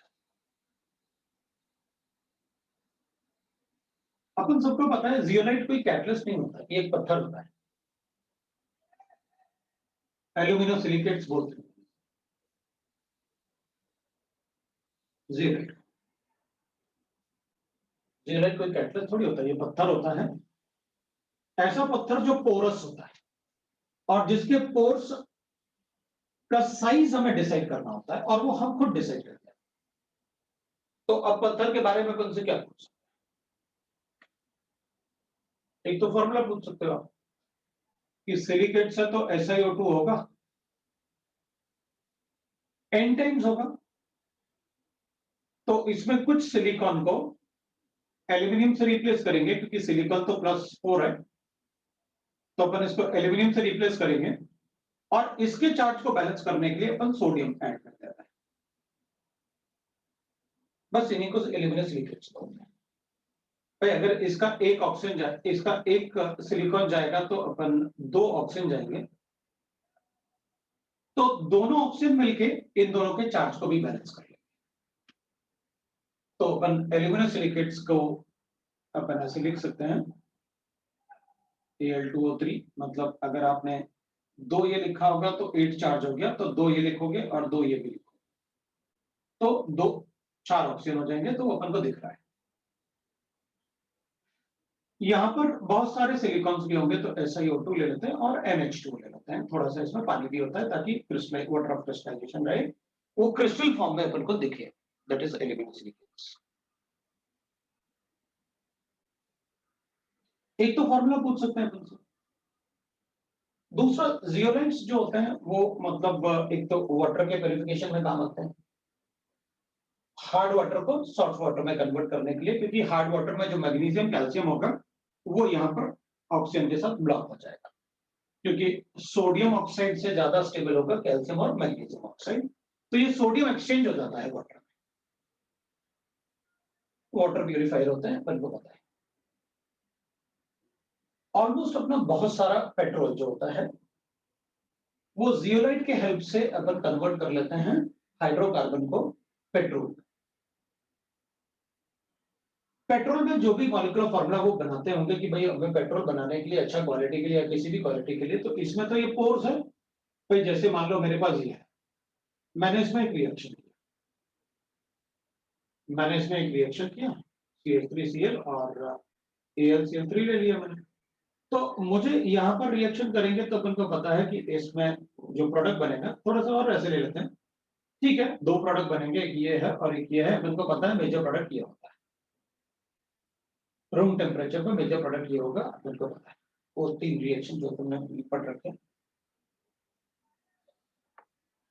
तो अपन क्या करेंगे, अपन कहेंगे देखो भाई मैं चाहता हूं कि इसको मैक्सिमम अमाउंट में बाहर निकाल दो, तो अपन क्या करेंगे कि इस पत्थर का जो पोर साइज है वो ऐसे बनाएंगे, ऐसे बनाएंगे। तो इसमें जो पोर साइज बनेगा ना, अब वो हार्ड पत्थर होता है, तो उस पोर साइज से सिर्फ ये निकल सकता है, ये नहीं निकल सकता। That is a quality of zeolite और अ प्रॉपर्टी ऑफ जियोलाइट, कि इसका पोर साइज हम इस टाइप से बनाएंगे, हनीकॉम्ब लाइक वो होगा, और उस पोर से ये निकल सकता है, ये नहीं निकल सकता। वो जियोलाइट का प्रॉपर्टी है, इसलिए अपन अलग से उसे पढ़ेंगे। That is it. तो बहुत सारा पेट्रोल अपन क्या करते हैं, जो भी अपन हाइड्रोकार्बन का मिक्सचर डाल देंगे और उसे सक्शन पंप लगा के उस तरफ इधर जियोलाइट लगाएंगे और इस तरफ से सक्शन पंप लगा के उसको बाहर निकालते हैं पेट्रोल। इधर उसको हीट करते रहते हैं कंटिन्यूअसली एक पर्टिकुलर टेम्परेचर पे कैटलिस्ट में, सो दैट कि पेट्रोल के मॉलिक्यूल्स बनते रहे और उसे सक्शन पंप से बाहर निकालते रहते हैं। ऑलमोस्ट 40% हमारा पेट्रोल इसी मेथड से बनता है, zeolite is a catalyst. So petrol मतलब गैसोलाइन, वो अपन को ऐसे बोलते हैं। तो कभी हो सकता है ऑर्गेनिक केमिस्ट्री में जियोलाइट एग्जांपल में देते हैं, तो अपन बता ये जियोलाइट। हमें कोई स्कूल में तो लिखना नहीं, हमें ये पता है, अच्छे से पता चल गया कि जियोलाइट होता क्या है। दूसरा होता है कि बायोलॉजिकल कैटलिस्ट, ये थोड़ा अपन को पता होगा बायोलॉजिकल कैटलिस्ट। अब बायोलॉजिकल कैटलिस्ट क्या होते हैं, मेनली अगर अपन देखें तो बायोलॉजिकल कैटलिस्ट अपन कहते हैं एंजाइम और nitrogenous compound with high molecular mass, high molecular। अब अपन कहेंगे हाई मॉलिक्यूलर वेट, अपन मॉलिक्यूलर वेट लिख रहे हैं, कोई मास थोड़ी लिख रहे हैं कि अपना मास कितना होगा। तो with high molecular weight 15 kg से लेके 1000 kg तक मॉलिक्यूलर वेट हो सकता है। ऑब्वियसली बात है, they will be a polymers. तो एंजाइम्स बॉडी में हर एक फंक्शन के लिए अलग एंजाइम होता है। Thousands, you can say that lakhs of enzymes हमारे बॉडी। मेरे ख्याल से अभी तक हमको पता भी नहीं होगा कि कितने एंजाइम, क्योंकि हर एक पार्ट के लिए एक एंजाइम है। इधर अलग है, इधर अलग है, इधर अलग है, इधर अलग है, इधर अलग है, मतलब सभी जगह अलग अलग है। तभी तो अपन को अगर हमारा थंब दर्द कराएगा ना, तो डॉक्टर अपन को सिर दर्द की गोली नहीं देता या कहता दर्द की गोली खा लो सब ठीक हो जाएगा। वो एक उसे डॉक्टर को पता होता है कि यहाँ कौन सा एंजाइम है, तो वही दवाई देगा और वहां जाके वो जो अपन ने पढ़ा हुआ है बायोमोलिक्यूल्स में की लॉक स्ट्रक्चर, वो जो एंजाइम डॉक्टर अपन को देगा वो की होगा, उधर जाएगा, उधर लॉक होगा, वो रिपेयर करेगा, बाद में उसको पहुंच चला देगा। That is how the enzyme. अब जो बायोलॉजिकल कैटलिस्ट होते हैं इनमें रेट ऑफ रिएक्शन बहुत ज्यादा होता है, इसलिए अपन जब दवा खाते हैं तो थोड़ी देर में आराम करना शुरू हो जाता है। Rate of reactions increases by 10 की power 8 to 10 to the power of 20 times। मतलब नॉर्मल कैटलिस्ट और बायोलॉजिकल कैटलिस्ट में अगर अपन रेट की बात करें तो बहुत ज्यादा चेंज आता है रेट ऑफ रिएक्शन में। That's why we say that कि बायोलॉजिकल कैटलिस्ट जो होते हैं वो काफी अपने लिए इंपॉर्टेंट है फॉर देयर बेस्ट फंक्शनिंग, मतलब बॉडी के बेस्ट फंक्शनिंग। जूम इन हो गया। फॉर देयर बेस्ट फंक्शनिंग अपन कहेंगे, तो उनका जो बेस्ट फंक्शनिंग है वो अपन कहेंगे that will be at, for best functioning अपन कहेंगे पीएच होना चाहिए 5 to 7, तो काफी अच्छे फंक्शन करता है। एंड टेम्परेचर होना चाहिए 30 degree centigrade to 40 degree centigrade. अपन को पता है बॉडी टेम्परेचर 37 डिग्री सेंटीग्रेड होता है, तो अगर टेम्परेचर 45 के आसपास होता है तो बहुत सारे एंजाइम्स काम करना बंद कर देते हैं। टेम्परेचर अगर 20 से कम होता है तो भी बहुत सारे एंजाइम काम करना बंद कर देते हैं। इसलिए अपन को ज्यादा ठंडे में भी नहीं जाना चाहिए और ज्यादा गर्म में भी नहीं जाना चाहिए, क्योंकि बॉडी टेम्परेचर जो बनाया है वो 37 डिग्री, तो वो एंजाइम पे डिपेंड करता है। बायोलॉजिकल कैटलिस्ट में अपने लिए बायोलॉजिकल कैटलिस्ट एंजाइम्स होते हैं मेनली। इसमें अपन को बस एग्जांपल और कैटलिस्ट वो भर पता होने चाहिए, बाकी अपन को कोई जरूरत नहीं। Temperature, pH, molecular mass, rate of reaction, enzyme, इतना इंफॉर्मेशन काफी है। इसमें अपन को बस एंजाइम पता होने चाहिए और सोर्स पता होना चाहिए। तो एंजाइम बहुत सारे होते हैं, जैसे अपन ने पढ़ा हुआ है एंजाइम इन्वर्टेज। मेरे ख्याल से अपन सबको पता है अगर अपन को सुक्रोज को ग्लूकोज में कन्वर्ट करना है तो अपन को इन्वर्टेज चाहिए। ज़ाइमेज, ग्लूकोज को अगर इथेनॉल में ये दोनों ही फर्मेंटेशन ऑफ शुगर की बात कर रहे हैं। पहले स्टेप में अपन सुक्रोज को, मतलब जो फर्मेंटेशन ऑफ शुगर को कन्वर्ट करना है ग्लूकोज में, तो अपन इन्वर्टेज यूज करते हैं। और सेकंड स्टेप में अपन ज़ाइमेज को यूज करते हैं, that is when we have to convert the glucose into ethanol. Diastase maltose को कन्वर्ट करने के लिए यूज करते हैं, पर इसमें एंजाइम भी लिख लेते हैं, दैट इज अ एंजाइम, और अपन एक सोर्स लिख लेते हैं क्योंकि अपन से कभी-कभी वो सोर्स पूछ लेते हैं। तो इन्वर्टेज का सोर्स तो ईस्ट होता है, इसका भी सोर्स ईस्ट होता है। इन्वर्टेज डायस्टेज जो होता है वो माल्टोज को कन्वर्ट करते हैं, वो माल्ट होता है, राइट ना। यूरेज यूरिया को कन्वर्ट करते हैं अपन, डिकम्पोजिशन ऑफ यूरिया ना, उसको यूरेज बोलते हैं अपन, वो सोयाबीन में होता है, सोयाबीन में होता है। फिर ऐसे ही करके अपन को और भी अपन लिख सकते हैं, दैट इज माल्टेज, और राइट ना, माल्टेज होता है। माल्टेज भी ईस्ट में होता है, ये अपन लिख सकते हैं। फिर अपन बॉडी के अंदर अगर देखें तो डाइजेशन के लिए जो अपन यूज करते हैं पेप्सिन यूज करते हैं, that is present in the stomach. Source upon stomach की बोल सकते हैं उसका, पेप्सिन के लिए, क्योंकि वो स्टमक में ही बनता है ना। और फिर अपन लिख सकते हैं दैट इज, मेरे ख्याल से अब अपने लिए काफी हो गया, और इनमें से कोई भी क्वेश्चन अपन से पूछ लेते हैं, एंजाइम और सोर्स बताओ क्या है। तो वो चीज अपन को पता होनी चाहिए, ये कौन कौन से एंजाइम है और उनका सोर्स क्या है, ये कैटलिस्ट अपन को, ये कैटलिस्ट तो वो सोर्स पता है ना। और मेरे ख्याल से दैट इज ऑल, मुझे नहीं लगता इसके अलावा अपन को। अब ना कुछ कुछ ऐसे होते हैं जो बायोलॉजी में जो अपना बायोमॉलिक्यूल्स वाला चैप्टर है उससे ही कुछ कुछ वो ले लेते हैं। तो जैसे ये वाला तो मैंने इसलिए लिखा कि बायोमॉलिक्यूल्स में पूछ सकते हैं, बायोमॉलिक्यूल्स के लिखते हैं। फिर कर्ड को अगर मिल्क को कर्ड में कन्वर्ट करना है तो कर्ड में कौन सा एंजाइम होता है वो भी पूछ सकते हैं। तो कर्ड में जो एंजाइम प्रेजेंट होता है that is called bacilli, that is curd में जो लैक्टोबैसिली अपन बोलते हैं, ये एंजाइम्स हैं।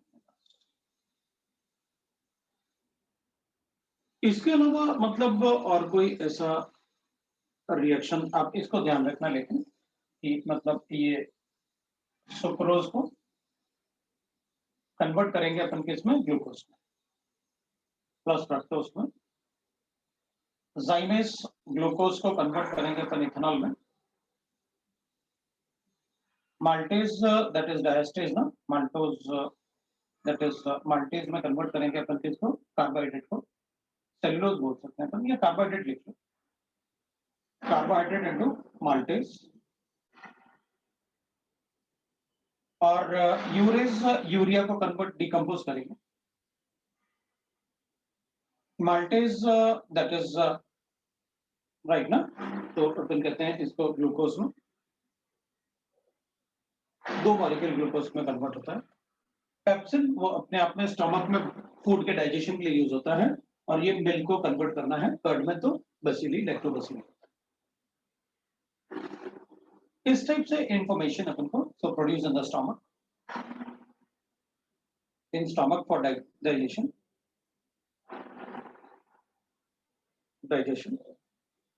और कर्ड मिल्क टू कर्ड में कन्वर्ट करने के लिए बोलते हैं। ये थोड़ा सा मतलब अब जब लिख ही रहे हो तो मैंने सोचा ये भी लिख ही देते हैं, ठीक रहेगा अपन को, भाई अपन को ये भी पता रहेगा कि भाई किसका क्या यूज है, तभी तो पढ़ रहे हैं, क्योंकि ये अपने लिए सारे इंपॉर्टेंट है, ये बायोमोलिक्यूल्स के हिसाब से, और ये तो एल्कोहल का प्रिपरेशन, इथेनॉल का इंडस्ट्रियल प्रिपरेशन मेथड यही है। और ये तो फर्स्ट स्टेप में इन्वर्टेज, आप इसको अल्फाबेटिकल ऑर्डर में भी याद रख सकते हो, क्योंकि अगर सुक्रोज को अल्कोहल में कन्वर्ट करना है तो इन्वर्टेज और जाइमेज यूज करने हैं, तो पहले इन्वर्टेज यूज होता है फिर जाइमेज यूज होता है, वो काफी इंपॉर्टेंट है, इसलिए मैंने बोला कि अल्फाबेटिकल ऑर्डर याद रखना, उसमें गड़बड़ नहीं करना, वरना कहेंगे कि अपन को कंफ्यूज हो गया सर, इधर से उधर हो गया, उधर से इधर। सर बोलो। सर माल्टेज में क्या लिखा आपने? माल्टेज अपन ग्लूकोज में कन्वर्ट करते ना, 2 ग्लूकोज मॉलिक्यूल। सर वहाँ ऊपर क्या लिखा है, हाई एम, वहाँ पे 15 kg के पहले? कहां पर? ये इन्वर्टेज लिखा, नहीं, nitrogenous compound with high molecular weight, ये लिखा ना। हाँ ठीक है सर, समझो। मॉलिक्यूलर वेट, वेट नहीं लिखा मैंने, इसके पूछा था, ठीक है, अपन को वेट लिख लेना चाहिए था, मैंने नहीं लिखा ना, क्योंकि मॉलिक्यूल मतलब क्या। तो ये बेटा मेरे पास है जो अपन कैटलिस्ट में थोड़ा बहुत जो जरूरत पड़ेगा, अदरवाइज आप जो केमिस्ट्री में अपन ने कैटलिस्ट पढ़े हुए हैं डिफरेंट रिएक्शन में, वो आपको पता। इनसे अलग से क्वेश्चन अगर पूछेंगे तो इसी पार्ट से पूछेंगे, वो डिफरेंट अगर उनको अलग से क्वेश्चन पूछना है तो। अब मैंने आपको न्यूमेरिकल क्वेश्चंस ना तो एड्सॉर्प्शन में, इसमें तो है नहीं, जैसे एड्सॉर्प्शन में अपन ने कोई न्यूमेरिकल क्वेश्चन नहीं किया, आप शीट से सॉल्व कर सकते हो। अब शीट का जो भी क्वेश्चंस होगा, क्योंकि इसमें काफी क्वेश्चंस भी हैं numerical related to the adsorption, और अपन को काफी क्वेश्चन मिल भी जाए।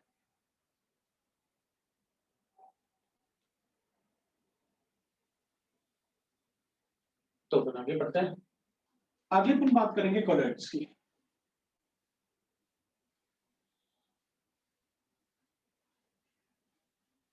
अब अगर अपन कोलॉइड्स की बात करेंगे तो we can write like this, colloids में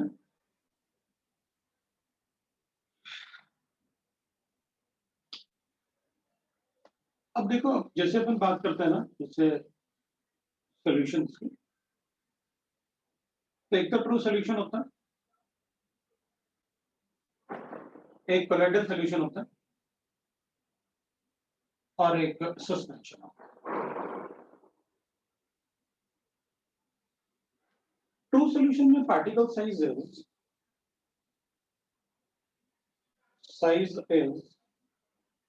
लेस देन 1 नैनोमीटर। तो मैं कहूंगा all solution with ions,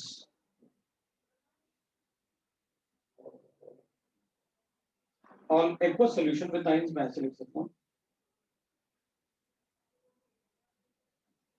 solution with strong electrolyte. मतलब NaCl का solution उसको मैं ट्रू सॉल्यूशन में कहूंगा, बेरियम क्लोराइड, पोटेशियम सल्फेट, ये सब ट्रू सॉल्यूशन में कहूंगा जिनमें आयंस प्रेजेंट, उनको अपन true solutions, and they are called homogeneous solution. These are homogeneous solution. Homogeneous solution होता है, heterogeneous and homogeneous solution अपन को पता होना चाहिए. इसलिए मैं एग्जांपल देख देता हूं. Aqueous solution of NaCl, K2SO4, BaCl2. वैसे मैंने जनरलाइज लिखा हुआ है ये वाले बात, तो अपन को पता है क्या हो, और ज्यादा एक्सप्लेन करने की जरूरत अपन को नहीं पड़ेगी. कोलाइडल सॉल्यूशन की बात करेंगे तो अपन कहेंगे देख भाई, पार्टिकल साइज जो होगा वो 1 नैनोमीटर टू 1000 नैनोमीटर होगा, इससे पार्टिकल साइज बढ़ेगा.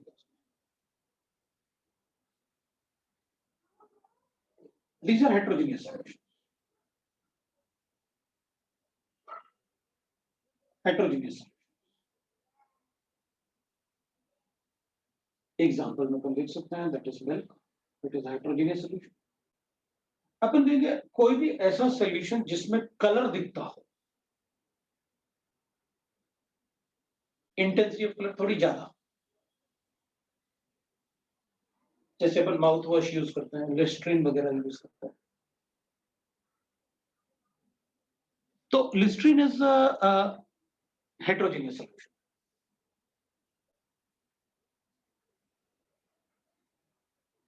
Smoke will be the heterogeneous solution. Cloud will be the heterogeneous solution. Mouthwash, jelly and jams, no? वो सब heterogeneous solutions हैं. मतलब जिसमें अपन पार्टिकल साइज को देख सकते हैं. और सबसे अच्छा एग्जांपल होता है कि भाई देख, आप उस सॉल्यूशन को एक ग्लास, कांच के ग्लास में भर के रख दो, अगर लाइट 100% पास हो जाता है विदाउट स्कैटरिंग, ट्रू सॉल्यूशन. अगर लाइट का स्कैटरिंग हुआ, पार्टिकल साइज बड़ा है, लाइट उसमें स्ट्राइक करके स्कैटर्ड हो रहा है, तो अपन उसको कलरफुल सॉल्यूशन कहेंगे. सस्पेंशन, लाइट पास ही नहीं होगा इतने बड़े पार्टिकल्स को, तो इस केस में अपन कहेंगे कि भाई इसमें तो सस्पेंशन में the particle size is greater than 1000 nanometer. 1000 nanometer. Obviously बात है, हेट्रोजीनियस तो हो गई, हेट्रोजीनियस सॉल्यूशन तो हो गई है अगर ऐसे होगा तो एग्जाम्पल में, तो अगर आप देखोगे तो जो मेडिसिन आते हैं ना, पेडियाट्रिक मेडिसिन, जैसे बच्चों को क्रोसिन देना है, छोटा बच्चा है, इट इज 1 ईयर और लेस देन 1 ईयर, तो उनका क्रोसिन का जो बॉटल होता है आपने देखा होगा, उसमें ना छोटे छोटे ग्रैन्यूल्स होते हैं क्रोसिन के, ये अपन कहेंगे जिनका सेडिमेंटेशन होता है. मेडिसिन को तो सेडिमेंटेशन इसलिए नहीं होता क्योंकि वो कोलाइड्स में प्रोटेक्टिव पावर, उसमें प्रोटेक्टिव लेयर डालते हैं, वो गोल्ड नंबर से उसको सेडिमेंट नहीं होने देंगे, कोagulation नहीं होने देंगे. लेकिन अपन करेंगे जैसे मडी वाटर है, गंदा पानी है, थोड़े दिन में वो उधर सब सेटल हो गया, पानी ऊपर ट्रांसपेरेंट हो गया, दैट इज कॉल्ड सस्पेंशन. ये कभी कभी होता है, थोड़ा ऐसे छोटा सा तालाब है, पत्थर मारो, पानी गंदा हो गया, थोड़ी देर के बाद सेडिमेंटेशन की वजह से सेटल, उस टाइप के सॉल्यूशन को अपन बोल सकते हैं सस्पेंशन. सस्पेंशन में सॉल्यूशन में अगर अपन स्टोर करेंगे तो गंदा हो जाएगा, रुकेंगे तो सारा सेटल डाउन.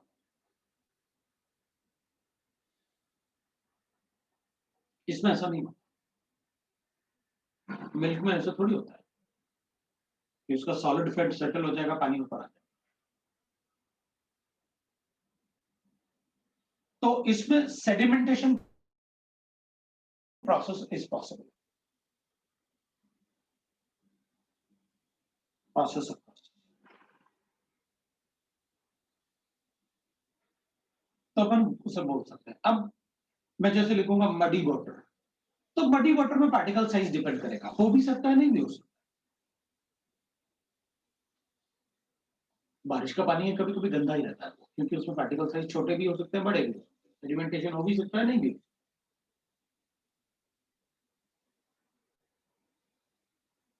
फिर भी अपन लिख लेते हैं मडी वाटर। सर हाँ सर अगर मिल्क को बहुत देर तक रहेंगे तो एक लेयर तो फॉर्म होता ही है ना ऊपर। मडी वाटर भी मतलब कभी कभी होता भी है, कभी कभी नहीं भी होता है, डिपेंडिंग ऑन द साइज। अगर अपन देखेंगे तो थोड़ा सा बारिश होता है तो जनरली नहीं होता है, वो ड्राई अप ही होता है, वो सेडिमेंटेशन नहीं होता है। सर मिल्क का बात कर रहा था कि मिल्क में एक लेयर फॉर्म होता है ना ऊपर, अगर बहुत देर तक रखेंगे तो फैट बनेगा। मिल्क में क्या फॉर्म होता है? एक लेयर फॉर्म होता है ना ऑयल्स और फैट का, कि मतलब बहुत देर तक रखा था तो उसको हम लोग उसमें कंसिडर नहीं नहीं वो, अरे सेटल डाउन की बात कर रहे हैं पर कि नीचे बीकर में सेटल डाउन हो जाए, वो तो सडन कूलिंग टाइप का ऐसे होता है, इसलिए वो फैट का मतलब वो डिपोजिशन हो जाता है, जो क्रीम डिपॉजिट होता है, सडन कूलिंग की वजह से होता है, वो उसकी वजह से थोड़ी सेडिमेंटेशन मतलब जो नीचे सेटल डाउन हो जाए। तो अपन को तीनों सोल्यूशन में पता चल गया कि भाई सोल्यूशंस होते हैं क्या।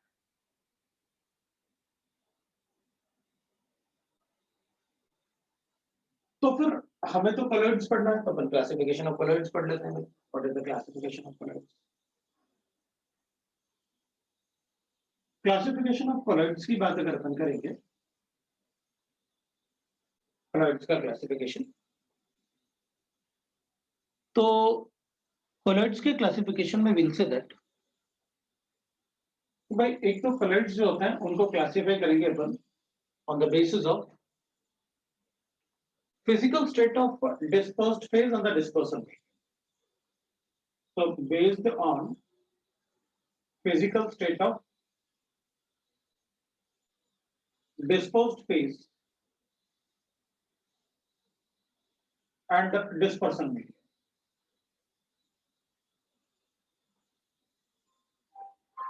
उस पर डिपेंड। दूसरा based on the nature of dispersed phase, based on the nature of dispersed phase.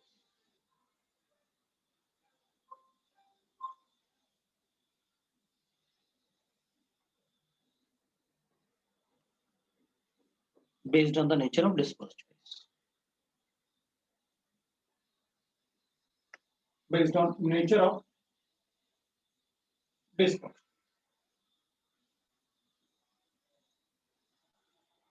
और थर्ड होगा that will be the particle size, मतलब कितना पार्टिकल साइज है किसमें, अभी तो किया the particle size. So size of the particle of the dispersed phase. So based on particle size of dispersed,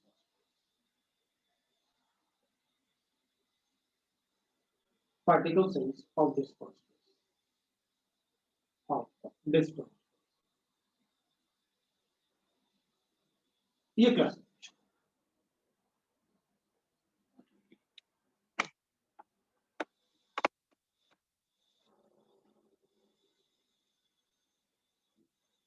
तो अपन लिखेंगे ये तो 8 टाइप से होते हैं, वो अपन पढ़ेंगे। Nature of dispersed, based on the nature of dispersed phase की बात है, वो 2 टाइप्स होता है। Based on the nature of dispersed phase वो 2 टाइप्स होता है। अभी 2 टाइप से अपन लिखेंगे तो it will be like this. एक तो होगा we'll say that lyophobic and lyophilic and lyophiलिक सॉल्वेंट अट्रैक्टिंग होते हैं, लायोफिलिक सॉल्वेंट अट्रैक्टिंग होंगे। अगर वो सॉल्वेंट अट्रैक्टिंग होंगे तो they can be easily prepared as they are solvent attracting। Solvent attract, ये सॉल्वेंट को अट्रैक्ट नहीं करते हैं, दे आर सॉल्वेंट हेटिंग। तो इनको थोड़ा सा प्रिपेयर करना मुश्किल होता है, तो इनके प्रिपेयर करने के डिफरेंट मेथड्स होते हैं लाइफोबिक। इसलिए अपन इनको प्रिपेयर करने के लिए डिफरेंट मेथड यूज करते हैं। One is called condensation method and the other is called dispersion method. Condensation method भी दो टाइप से हो सकता है, अपन लिखेंगे कंडेंसेशन मेथड भी दो टाइप से लिख सकते हैं। एक होता है केमिकल कंडेंसेशन, एक होता है फिजिकल कंडेंसेशन। Chemical में there will be different methods. We can say that double decomposition.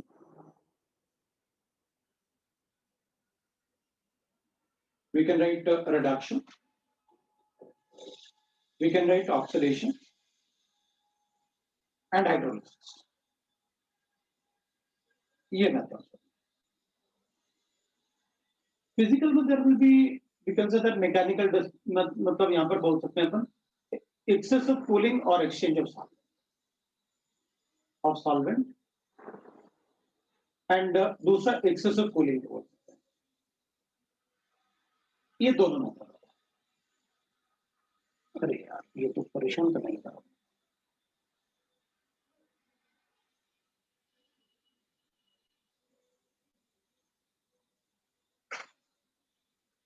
ये मैकेनिकल डिस्पर्शन होगा,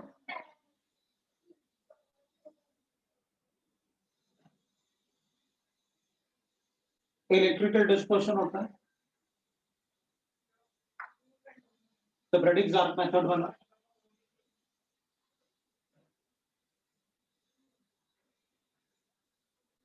ब्रेडिक्स-ज़ार्क मेथड, और फोर्थ होता है दैट इज कॉल्ड, थर्ड होता है factorisation. That is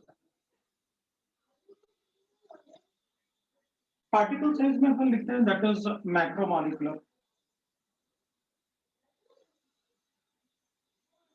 multimolecular,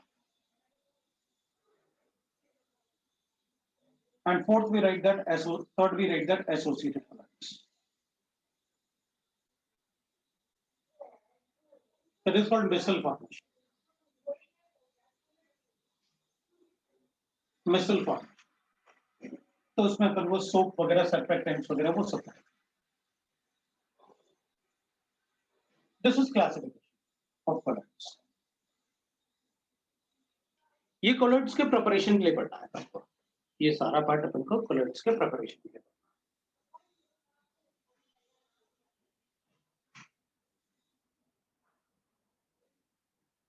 colloids के प्रिपरेशन के लिए पढ़ना है।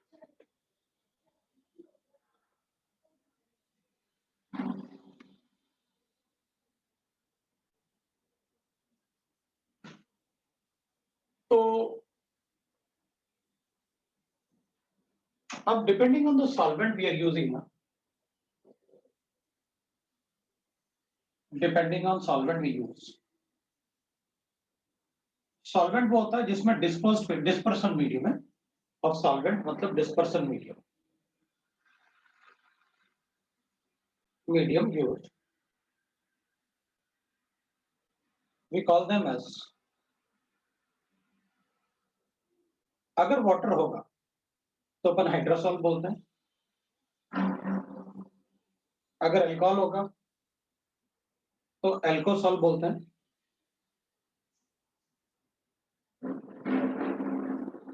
अगर एयर होगा तो एरोसॉल बोलते हैं, बेंजीन होगा तो बेंजोसॉल बोलते हैं, वो सॉल्वेंट तो अपन बेंजोसॉल बोलते हैं। इस टाइप से अपन लिख सकते हैं, that is depending on the solvent.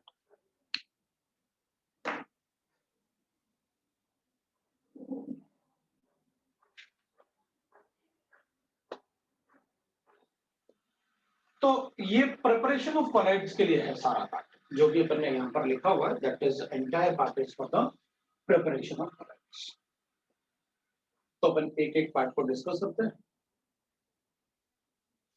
तो will get the preparation of colloids, उसके बाद प्रॉपर्टीज पढ़ने आते हैं, तो प्रॉपर्टीज पढ़ लेंगे और थोड़ा सा स्टेबिलिटी ऑफ कोलॉइड्स, तो that is the colloidal part.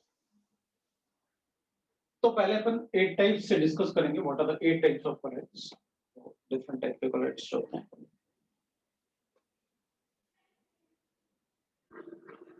तो फिर अपन आज यहीं तक पढ़ लेते हैं और रुक जाते हैं, ठीक है। तो अपन आज इतना ही पढ़ते हैं और यहीं रुक जाते हैं। शायद सुबह से क्लास चल रहा है, इसलिए वो ठंडा गर्म हो गया तो बार बार ऐसे हो रहा है, चलेगा कोई बात नहीं। So that is about the, अपन यहाँ से आगे नेक्स्ट टाइम अपना कोलॉइड खत्म हो जाएगा, मतलब प्रिपरेशन वाला पार्ट खत्म हो पाएगा, क्योंकि यहाँ पर अपन पूरा सर्फेक्टेंट सोप वगैरह को सब डिस्कस कर लेंगे। That is about the classification. तो आज इतना ही पढ़ते हैं। That is all for today. ठीक है, चलो, thank you. Thank you sir. Okay.